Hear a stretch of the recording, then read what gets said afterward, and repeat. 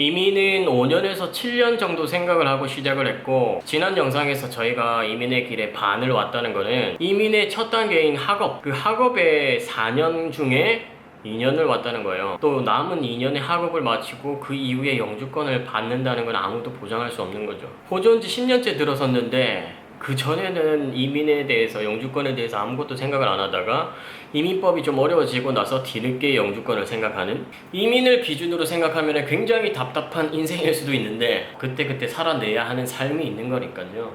영주권만 생각하면 후회는 되는데 돌아보면 그때그때 그냥 열심히 살아왔던 것 같아요. 언제 비자 받나 뭐 이런 답답한 생각 저도 드는데 최대한 노력을 하려고 합니다. 지금 삶도 충분히 행복하다, 가치 있다 라고, 제 정신 건강을 위해서.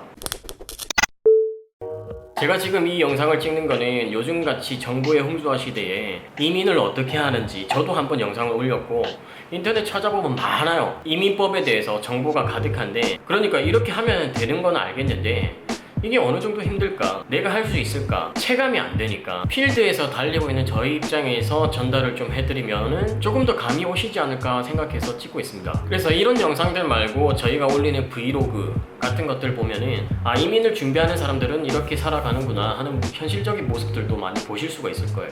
저희 구독자시면은 저희가 대충 어떤 스펙의 어떤 성향의 사람들인지 아실 거고, 이런 사람들이 이렇게 이민을 도전하면서 이렇게 살아가는구나 많이 보시면은 어느 정도 감이 오시지 않을까. 브이로그도 좀 많이 봐달라는 얘기입니다. 저는 이런 영상보다 브이로그 만드는데 한 15시간에서 20시간 이상은 들어가요. 평균 편집 시간과 조회수는 반비례하는 것 같더라고요.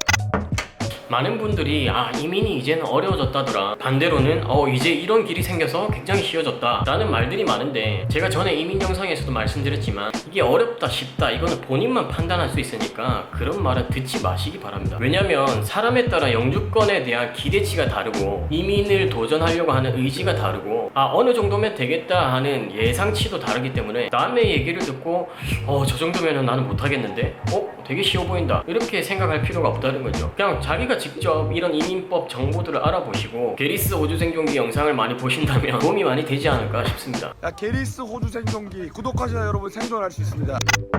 어떤 분이 간호 공부를 했고 영어 점수를 이렇게 받았는데 영주권이 안 나오고 있다. 그래서 통계 조사를 해보니까 영주권 신청자 수가 이렇고 이민 쿼터가 이런데, 그래서 당연히 어렵다, 이거는 거의 불가능하다. 그분 개인 입장에서는 그렇게 느낄 수가 있습니다. 본인이 안 됐기 때문에. 근데 제 주변에 또 간호도 최근에 몇몇 받은 분들이 계시거든요. 그런 분들은 또 뭐라고 하겠습니까? 나는 이렇게 하니까 되더라. 약간의 운도 따르는 것 같아요. 제 생각은 그렇습니다. 당연히 이민은 쉽지 않습니다. 단지 막 해외 생활의 로망, 막 햇살 좋은데 공원이 보이는 카페에 앉아가지고 영어로 주문해서 브런치를 맛있게 먹는 그런 거 멋있어 보여가지고 단순히 생각하고 도전했다가는 몇 달 안에 그만둘 수 있는 거죠. 유튜브처럼요. 이게 몇 년이 걸릴지도 모르고 내가 비자를 받는다는 보장이 없다는 게 제일 힘든 부분인 것 같아요. 이게 당연히 쉽지는 않지만 이 영주권에 대한 가치를 두고 인내를 하는 거죠. 그럼 그만큼 영주권에 대한 가치가 얼마나 있느냐 이게 궁금해지는데, 집에 돈이 많거나 나는 한국에서 충분히 먹고 살만한 기술이 있다, 또는 집에 돈이 많다 하는 분들은 저는 굳이 이민을 추천드리고 싶지 않아요.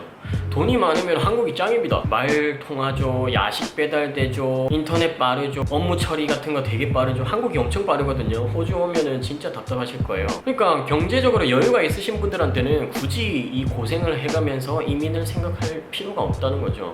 여행 오시면 되죠. 근데 나는 도저히 한국에서 답이 없다라면은 어차피 평생 힘들게 살 거 몇 년간 힘들게 살고 여유있게 살아보자는 거죠. 영주권 있는 어떤 분들이 한 번씩 그래요. 영주권 받아도 똑같다, 사람 사는 건 똑같다. 그런 분들에게 하고 싶은 얘기가, 제가 지금 살고 있는 삶을 한번 살아보시겠습니까? 라고 묻고 싶습니다. 어떤 면에서 그런 얘기를 하시는지를 알아요. 돈에 의해서 행복의 가치가 매겨지는 건 아니기 때문에 돈이 있어도 행복하지 않을 수 있는 거죠. 근데 분명한 거는 경제적으로 확실히 여유는 생긴다는 거죠. 근데 그 삶에 또 적응을 하고 거기에 맞춰 또 살다 보면은 그새 그 여유에 적응을 해버리고 사람이 느끼는 거는 똑같은 것 같아요. 아무튼 지금부터 영주권의 혜택에 대해서 한번 알아보겠습니다.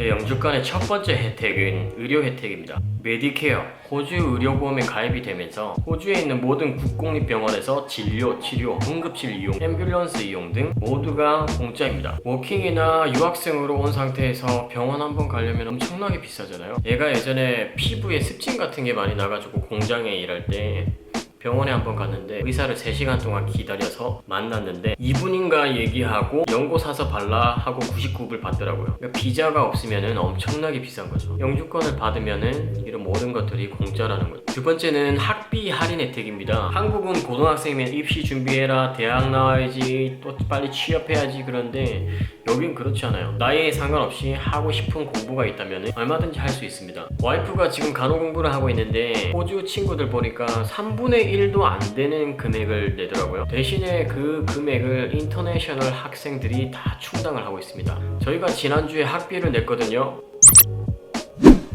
얼마인지 보이시나요?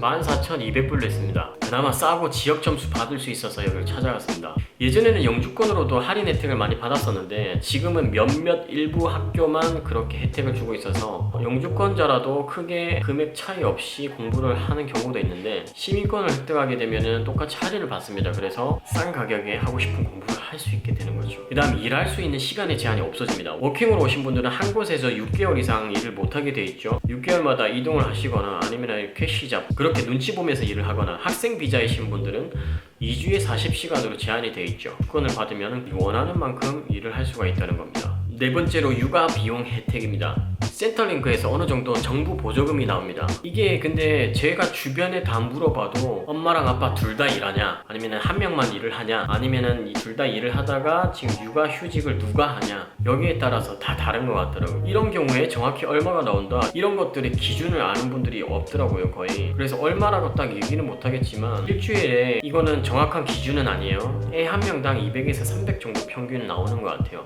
그 다음 혜택은 론이 가능하다는 겁니다.